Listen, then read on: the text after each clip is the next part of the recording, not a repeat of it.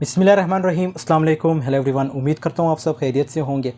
आज जो हमारा पोएम है that's about ode to a nightingale by John Keats. इस वीडियो में हम देखेंगे जॉन कीट्स की short biography, key facts of the poem, poem translation, last में थीम। सो टाइम को वेस्ट के बगैर let's get started. John Keats, जिसकी date of birth 31 October 1795 London में हुई थी, डेथ इसकी 23 फरवरी 1821 इटली में हुई। ये एक इंग्लिश पोइट थे और रोमांटिक पोइट्स में इसमें शुमार होता है। Lord Byron and Percy Bysshe Shelley ये भी रोमांटिक पोइट्स थे और इसकी जो डेथ थी वो ट्यूबरक्लोसिस की वजह से हुई थी एट द एज ऑफ 25। इसी तरह ये जो लॉर्ड बायरन है इसकी डेथ 36 एज में होती है और पर्सी बेस्ट शेले की जो डेथ है वो 29 एज में होती है। So it means these three poets they all died at a very young age. The oldest of 4 children, इसकी मदर जो है वो ट्यूबरक्लोसिस की वजह से उसकी भी डेथ हुई थी। इवन इसके एक भाई की भी डेथ जो है ट्यूबरक्लोसिस की वजह से हुई, क्योंकि उस वक्त इसका इलाज पॉसिबल नहीं था। इसके जितने भी पोएम्स हैं, जितने भी लेटर्स हैं, वो आज भी पढ़ाए जाते हैं यूनिवर्सिटीज़, कॉलेजेस, स्कूल्स वगैरह में, क्योंकि ये आज भी फेमस हैं। इसकी जो फेमस वर्क है ode to a nightingale, जो आज हम डिस्कस करेंगे, ode on a Grecian urn, इस पर मैं ऑलरेडी एक वीडियो बना चुका हूँ। वीडियो का जो लिंक है ये डिस्क्रिप्शन में है या तो आपको आई बटन में मिल जाएगा। और दूसरे स्लीप एंड पोइट्री और सोनेट की अगर बात करें तो on first looking into Chapman's Homer. Key facts, जो पहला पॉइंट हमारे पास है वो है the poem focuses on a speaker standing in dark forest listening to the big calling and beautiful song of the nightingale bird. तो जो speaker है वो डार्क फॉरेस्ट में खड़े हैं और किसको सुन रहे हैं? नाइट एंगल बर्ड को सुन रहे हैं, उसकी ब्यूटीफुल सॉन्ग को सुन रहे हैं। और ये जो लिखा गया था ये poem romantic poet obviously John कीट ने लिखा है और 1819 में लिखा गया है। 80 लाइन्स का पोएम है। इसके 8 स्टेंजाज है and it has pentameter lines. So Keats in a state of uncomfortable drowsiness in way of the imagined happiness of the nightingale is not responsible for his condition. मतलब nightingale इसकी जो condition है उसकी responsible नहीं है। और इसी तरह rather it is a reaction to the happiness he has experienced through sharing in the happiness of the night angle. The bird's happiness is conveyed in its singing. अब हम आते हैं स्टेंजा की तरफ। जो पहला स्टेंजा है हमारे पास वो है My heart aches and a drowsy numbness pains my sense as though of hemlock I had drunk. मेरा दिल दुखता है और मेरी जो हास है और मेरी जो सेंस है अनकॉन्शियसनेस सी फील कर रहा हूँ, नमनेस फील कर रहा हूँ, मैं अनकॉन्शियसनेस हो रहा हूँ उसके बारे में जैसे मैंने हेमलॉक पी लिया हो। अब हेमलॉक है क्या? हेमलॉक एक्चुअली पॉइजनस प्लांट को कहा जाता है। और emptied some dull opiate to the drains 1 minute fast and lethe wards had sunk. या फिर 1 मिनट पहले ही मैंने कोई पेन किलर ले ली हो, ज़्यादा क्वांटिटी में मैंने पेन किलर ले ली है और ऐसा लगता है कि जैसे पेन किलर ने मेरी सारी जो सेंसेस है उसको डेड कर दिया है। लेट जो है ये एक रिवर है ग्रीक मिथोलॉजी में, इसका ये कंसेप्ट था, मतलब लेट का ये कंसेप्ट था, इस रिवर का ये कंसेप्ट था कि अगर कोई भी इसमें डाइव करता था तो वो अपनी पुरानी ज़िंदगी जो है वो भूल जाता था। And This does not throw envy of the happy lot. यहाँ पे पोइट अपने आप को जस्टिफाई कर रहा है क्योंकि मेरे साथ जो ये कंडीशन हो रही है, नाइट एंगल को एड्रेस करा है कि तुमसे जेलस नहीं हो रहा, ना तुम्हारी खुशी से जेलस हो रहा हूँ। मतलब नाइट एंगल को ये जो है एड्रेस कर रहा है। अब आते हैं ये नेक्स्ट लाइन पे, But being too happy in thine happiness. बल्कि मैं तो तुम्हारी खुशी में तुमसे भी ज़्यादा खुश हूँ। That thou light and dried of the trees in some melodious plot of beechen green and shadows numberless. तुम तो पलकों पे मीन्स तुम तो हल्कों परों वाली दरख्तों की परी हो। मतलब पोइट जो है नाइट एंगल से कह रहा है कि तुम्हारी आज़ादी में से जेलस नहीं हो रहा, कि जो तुम आज़ाद हो तुम्हारी आज़ादी से मैं जेलस नहीं हो रहा, कि जो सरसब्ज़ मैदान होते हैं तुम उसके चक्कर लगा सकती हो, तो मैं इन चीज़ों से जो है जेलस नहीं हो रहा। And sings of summer in full throated ease, तुम तो कहीं पर भी जा सकती हो, तुम्हारी आज़ादी पे किसी की कोई रिस्ट्रिक्शंस नहीं है, और इसीलिए तुम अपनी खुशी का गीत गला पाड़ पाड़ के गा रही हो, लाइफ को एंजॉय कर रही हो। तो इसमें इसने नाइटिंगेल को एक्सप्लेन किया है। अब यहाँ पे फर्स्ट स्टेंजा की एंडिंग होती है, तो दूसरे स्टेंजा में क्या बताया गया है? O for a draught of vintage that had been cooled a long age in the deep delved earth, तुम तो कहीं पर भी जा सकती हो। ये तो नेक्स्ट पिछले लाइन में इसने कहा कि तुम तो कहीं पे भी जा सकती हो, तुम्हें कोई रिस्ट्रिक्शंस नहीं है, तुम आज़ाद घूम सकती हो, तुम गला पाड़ पाड़ के गा सकती हो। इन लाइंस में क्या कह रहा है? इन लाइंस में ये कह रहा है कि मेरा ऐसी वाइन्स पीने का दिल कर रहा है जो कि बहुत अरसे से ज़मीन के गहराई में रखी हुई हो, क्योंकि वाइन यानी शराब जितनी पुरानी होती है उतनी ही टेस्टफुल होती है। Testing of flora and the country green, और इतनी प्योर वाइन होनी चाहिए कि जब मैं उसे पीऊँ के फ्लोरा के जिन फलों से बनाई गई हो उनका टेस्ट पता चले, कि जहाँ के वो फल या फूल थे उस जगह का भी पता चल जाए, मतलब इतनी टेस्टी वाइन हो। Dance and provincial song and sunburned mirth, वहाँ के लोग कैसा डांस करते थे, उनके सॉन्ग्स, उनके ट्रेडिशनल सॉन्ग्स। एक प्रोविंस है स्कॉटलैंड का जिसकी वाइन बहुत ज़्यादा फेमस थी, कि वहाँ की वाइन पीने को दिल कर रहा है। वो वाइन इतनी प्योर होगी कि मुझे उन फल फूलों का टेस्ट भी पता चल जाएगा, मतलब वो वाइन पी के मुझे उनके फल फूलों का टेस्ट भी पता चल जाएगा, और उसके जो पीसेंट्स है वो जिस तरह से रहते हैं, उसका जो कॉमन मैन है, मैं उनका अंदाज़ा भी उस वाइन से लगा लूँगा। मीन्स वो इतनी प्योर वाइन है। और ये जगह कहाँ पे है? स्कॉटलैंड में। O for a beaker full of the warm south, full of the true, the blushful Hippocrene. Keats अपने उन शराब को कह रहा है कि जो प्याला है वो ऐसा होना चाहिए, ऐसा प्याला पीना चाहिए जो साउथ से आए, वो बिल्कुल प्योर होनी चाहिए, उसमें कोई मिलावट नहीं होनी चाहिए। हैप्रिकॉन पे भी यहाँ मीन्स एप्रिकॉन, ये भी ग्रीक मिथोलॉजी इसने यूज़ की है। एप्रिकॉन जो है एक फाउंटेन है, कीट्स जो था ग्रीक मिथोलॉजी से बहुत ज़्यादा इंस्पायर्ड था, और हैप्रिकॉन से जो शराब पीते थे उनको पोइट्रिक इंस्पिरेशन मिला करती थी। जिन्होंने पोइट्री लिखनी होती थी वो उस हैप्रिकॉन के पास जाया करते थे। कौन? John Keats. इसी तरह अब अगले लाइन में क्या कहा गया है? With bedded bubbles winking at the brim, और उस फाउंटेन में जब वाइन गिरती है उसके जो बबल्स बनते हैं उनकी बात कर रहा है, मतलब उस वाइन की अगेन वो बात कर रहा है। एंड पर्पल स्टेन्ड माउथ, और वो इतनी रेड वाइन होती है कि उसको पी के जो माउथ है मीन जो मुंह है वो पर्पल कलर का हो जाए। That I might drink and the leave the world unseen, और जिसे ही मैं उसे पीऊँ और ये दुनिया छोड़ के चला जाऊँ। मैं जैसे ही मैं उसे पी लूँ ये दुनिया छोड़ के चला जाऊँ। बिकॉज जैसे मैंने बताया ट्यूबरकुलोसिस का ये मतलब बीमार थे उस वक्त, उसे ये डिजीज़ थी, सो उस वक्त इसका इलाज पॉसिबल नहीं था, मीन्स ये तकलीफ़ में थे उस वक्त। And with thee fade away into the forest dim, और मैं तुम्हारे साथ किसी जंगल में छुप जाऊं या गायब हो जाऊं। सो यहाँ पे हमें एक थीम देखने को मिल रहा है, किस चीज़ का? एस्केपिज़म थीम हमें देखने को मिल रहा है कि जॉन जो है अपनी लाइफ से भागने की कोशिश कर रहा है।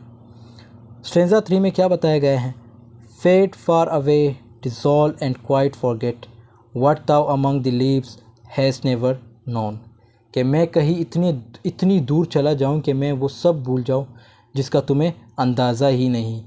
तुम जंगल में रहने वाली एक क्रिएचर हो, तुम जंगल में रहती हो, मतलब उस नाइटिंगेल से बात कर कि तुम तो जंगल में रहती हो, तुम्हें क्या पता कि दुनिया के गम क्या है, और तुम्हें दुनिया के दुखों का नहीं पता हो, और मैं वो सब भूलना चाहता हूँ जिसका तुम्हें आइडिया भी नहीं।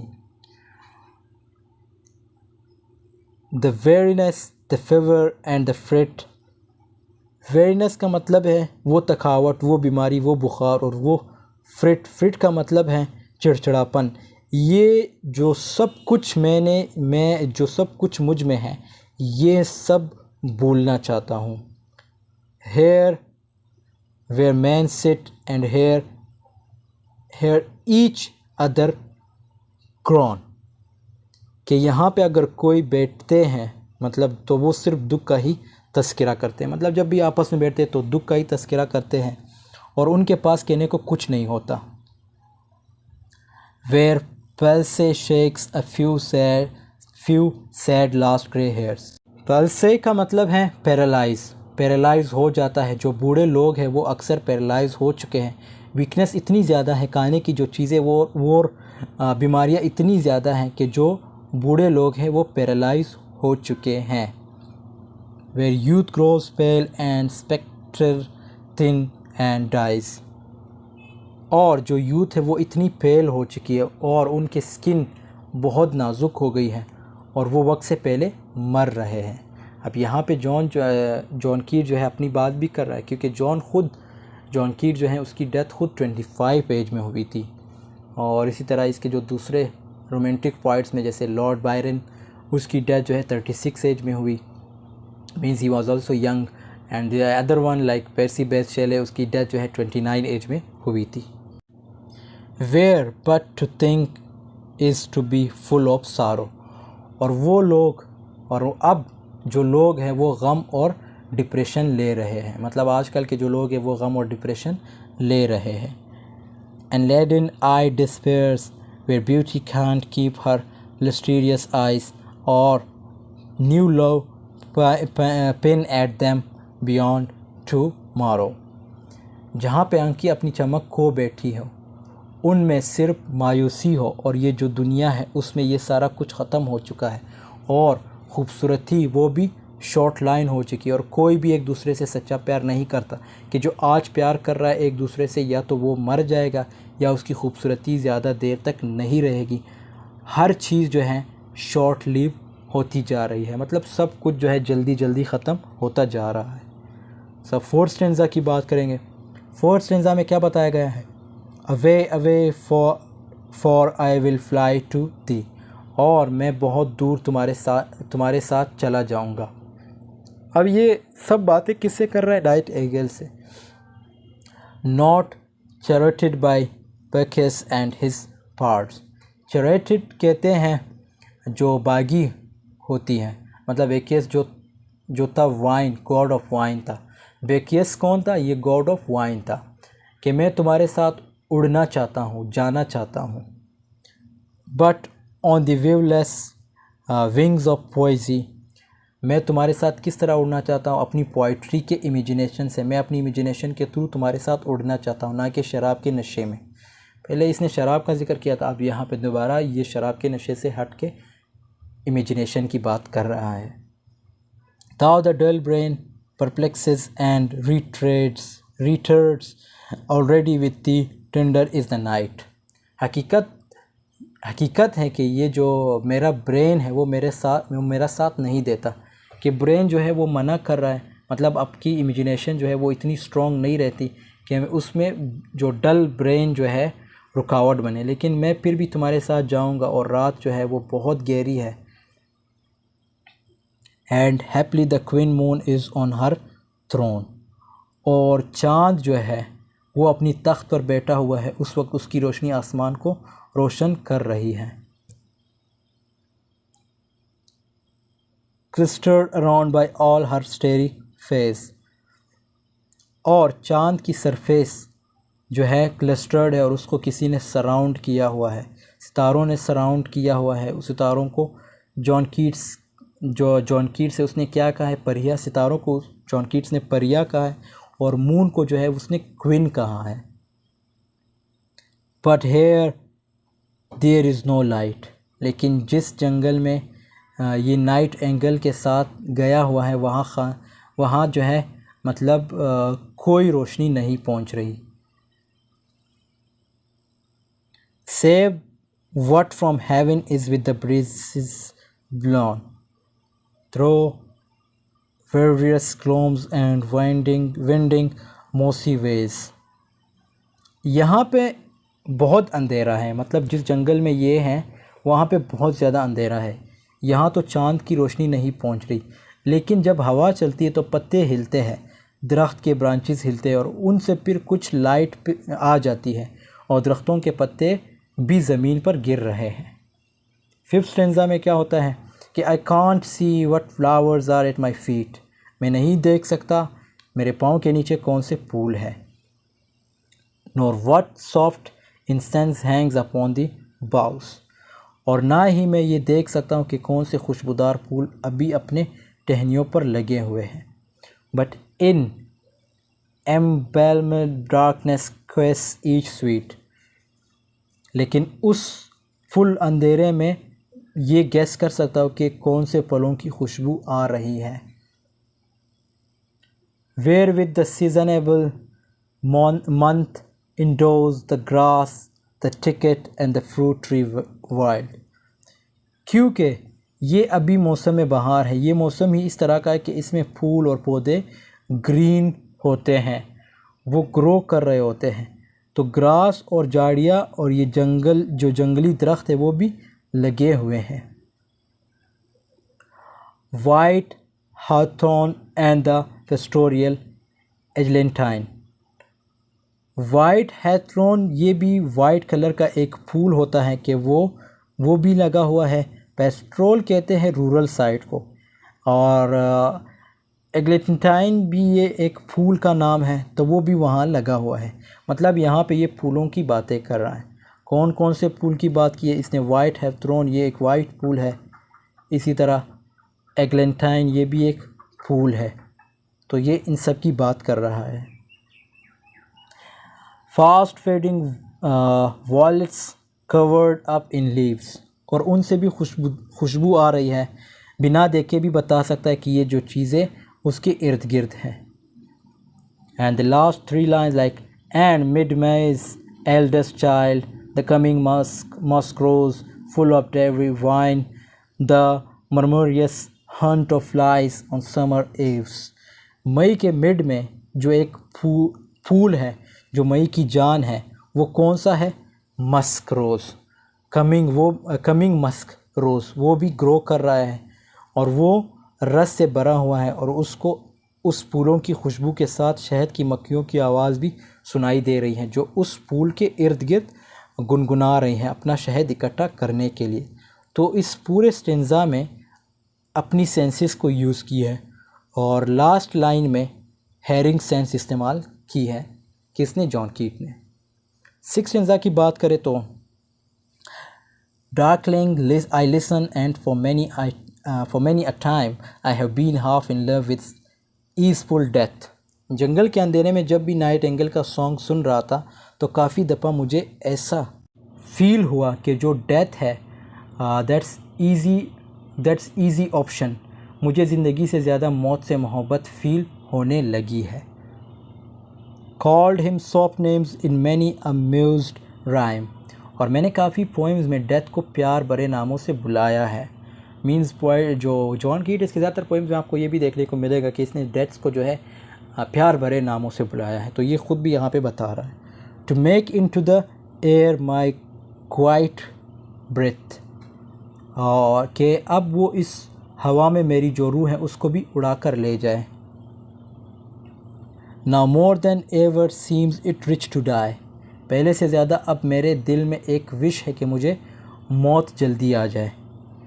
To seize upon the midnight with no pain while thou art pouring forth the soul abroad. मेरी जान जा रही है, मतलब मेरी जान जहाँ से निकल जाए, आधी रात को मेरी जान निकल जाए या बग़ैर किसी दर्द के। वो क्यों कह रहा है कि जब मैं नाइट एंगल का सॉन्ग सुन रहा हूँ कि तुम जो है अपने इटर्नल सोल को बाहर रख कर गाना गा रही हो अपनी खुशी के लिए, कि मैं जो तुम्हारी आवाज़ सुन के मुझे जो सुकून महसूस हो रहा है, मेरी ऐसी कंफर्ट में जान निकल जाए, ज़्यादा बेहतर होगा। अगले लाइन में क्या कह रहा है? In such an ecstasy still वॉल्स thou sing and I have ears in vain to thy high requiem become a sword। ऐसे ही खुशी में मेरी जान निकल जाए कि जब मेरी जान निकल जाएगी तब क्या होगा, तब भी ये गाना गाओगी, मतलब तब भी तुम ये गाना गाओगी और मेरे कान तुम्हारे आवाज़ को सुन नहीं सकेंगे और तुम्हारा ये जो खूबसूरत गीत है ये एक गमगीन गीत बन जाएगा। बढ़ते हैं 7th स्टेंजा की तरफ। Thou wast not born for death, immortal bird। Nightingale को कह रहा है कि तुम तो मौत के लिए पैदा ही नहीं हुई, तुम तो इमॉर्टल बर्ड हो, मतलब लाफानी हो, तुम कभी भी नहीं मर सकती। No hungry generations tread thee down. अब यहाँ पे वैसे जॉन कीट ने कभी भी वॉर्स वगैरह पे बात नहीं की, लेकिन ये इस लाइन में जॉन कीट ने क्या किया है, जो सिविल वॉर्स चल रही थी उस वक्त, ये जो एक दूसरे के खून की जो है मतलब सिपाही जो है बने हुए हैं, नस्ली बने हुए हैं, ये तुम्हें नहीं झुका सकेंगी।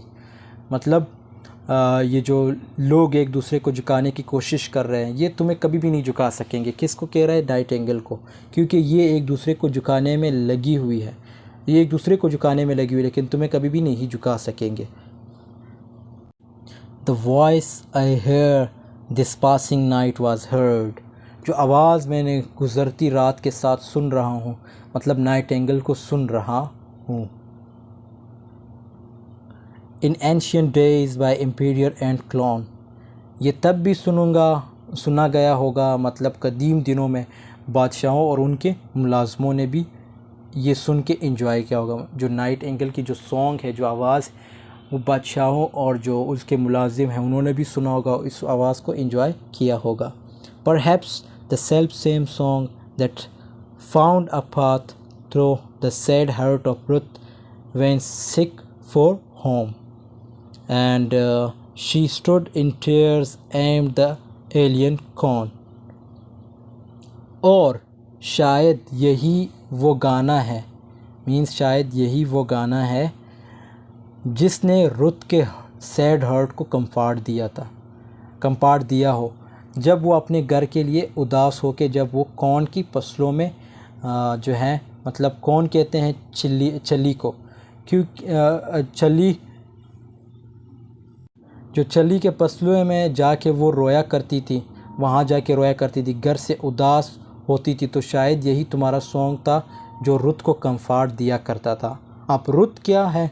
रुत भी इसने ग्रीक मिथोलॉजी से लिया है। बाइबल की एक ओल्ड टेस्टमेंट में है, रुत जो है एक विडो थी, उसको निकाल दिया गया था, उसको घर छोड़ना पड़ा फ़लस्तीन में, और वो वहाँ पर जाके उसने जो है मतलब वहाँ बसी थी और अपने मदर इन लॉ के साथ वो गई थी। जब वो वहाँ गई थी और घर के लिए उदास होती थी और कौन के फसलों में जाके रोया करती थी, मतलब तो जब भी वो उदास होती थी, कौन जो है चिल्ली को कहा जाता है, चिल्ली के फसलों में जाके वो रोया करती थी। और इसी तरह जो जॉन कीट कह रहा है कि शायद यही सॉन्ग उसे कंफर्ट देता होगा, मतलब उस रुत को जो है वो भी तुम्हारा ये जो सॉन्ग है ये कंफर्ट देता होता होगा। The same that oft times hate, charmed magic segments opening on the form of fearless seas in fairy lands forlorn।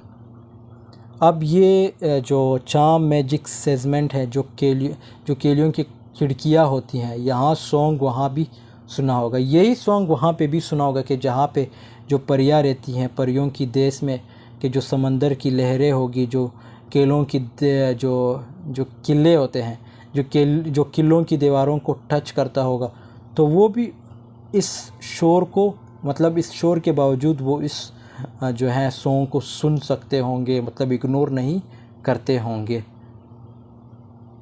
8th stanza में क्या बताया गया है कि forlorn the very world is like a bell and to toll me back from thee to my soul self। जाना खुदा हाफिज़ कहना ये मेरे लिए एक जो है घंटी का काम करता है, कि ये मुझे वापस ले आता है कि मुझे जाना है अपने रियल वर्ल्ड में, इस इमेजरी दुनिया में नहीं रह सकता वो मुझे तुमसे वापस अपने वर्ल्ड में ले आता है, मतलब जो इसकी इमेजिनेशन है वो इसको छोड़ के अब ये अपने रियल वर्ल्ड में आने की कोशिश कर रहा है। Audio the fancy can't cheat so well. Audio का मतलब है गुड बाय कहना। अब वो नाइट एंगल और जिस ख्वाब में है दोनों को गुड बाय कह रहा है कि जो आपकी इमेजिनेशन है वो कभी भी आपको इतना धोखा नहीं दे सकती। अगर आप ख्वाब देख रहे हो तो इवेंचुअली आखिरकार क्या होता है, आप ख्वाब से जागोगे और आप अपने रियल एक्चुअल वर्ल्ड में होंगे। As she is famed to do deceiving elf। Deceiving elf उसने नाइट एंगल को कहा है कि वो धोखा देने वाली क्रिएचर की तरह फेमस है, क्योंकि नाइट एंगल की जो सॉन्ग है वो इतनी खूबसूरत होती है, इतना सुर वाली होती है कि उसे सुन के लोग एक अलग ही दुनिया में अपने आप को फ़ील करते हैं। उस सॉन्ग को सुन के जो नाइट एंगल है लोग अपने आप को एक अलग दुनिया में फ़ील करते हैं। इसके बाद अगले लाइन में क्या कहा गया है, एड्यू ताई plaintive anthem fades fast the near meadows over this still stream। कि मैं तुम्हें गुड बाय कह रहा हूँ कि जो तुम्हारा दुख भरा सॉन्ग है वो ख़त्म हो रहा है, डल हो रही है, उसकी जो आवाज़ है वो दूर जाके डल होती जा रही है। fast the near meadows over the still stream and up the hillside and now ties buried deep in the next valley grades. और ऐसा लग रहा है कि जैसे वो मैदान छोड़ के चली गई है, जो पास नदी बह रही थी अब जो हिल साइड थी वहाँ पे फील हो रही है, और अब तो ऐसे लग रहा है जैसे अगली कोई वादी है वहाँ चली गई। मतलब उस नाइट एंगल की बात करें कि जो पहले वहाँ थी वो वहाँ से चली गई किसी और जगह, किसी वादी वगैरह में, किसी हिल साइड चली गई। लास्ट 2 लाइन का मतलब है, was it a vision or a waking dream, fled is that music, do I wake or sleep। क्या ये मेरा कोई वहम या कोई ख़याल था, या मैं जागते हुए ख्वाब देख रहा हूँ या देख रहा था। अब वो म्यूज़िक चला गया है कि मैं जाग रहा हूँ या सो रहा हूँ। सो कीट्स रिटर्न टू रियलिटी। अब कीट्स जो है अपनी इमेजिनेशन से मतलब हट के अपने ख्वाब से उठ के किसकी तरफ आ गए हैं, एक्चुअल वर्ल्ड की तरफ। So Keats return to reality. So I hope this video has been helpful for you. इसकी अगर थीम की बात करें तो death, immortality, mortality and poetic imaginations, nature, transience and mortality, man and the natural world, happiness. So video पसंद है तो ज़रूर लाइक कमेंट शेयर कीजिए, क्योंकि आपकी एक लाइक कमेंट शेयर करने से मुझे किसी की मोटिवेशन मिलती है और काम करने का मज़ा आता है। सो ज़रूर लाइक कमेंट शेयर कीजिएगा। मिलते हैं नेक्स्ट वीडियो में, तब तक के लिए अल्लाह हाफिज़। Take care of yourself.